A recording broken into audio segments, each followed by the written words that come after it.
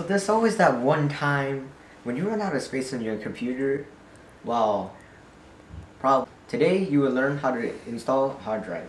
You can totally trust me. I mean, you can trust me because I've been working on computers for at least 4 years.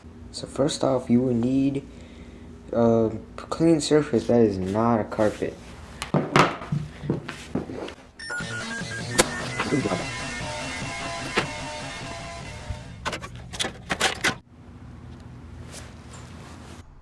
Next, make sure to open your computer and also make sure to screw in your hard drive slot pieces.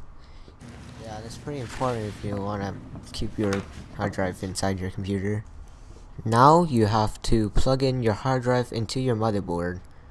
The motherboard is like that big board thing that everything is on. Pretty obvious. You have to make sure that the angled part is on your hard drive and the flash side goes into your motherboard. But I don't have that right here, so it won't work right now. Well, I can't show you that. Now right after that, plug in your power cable.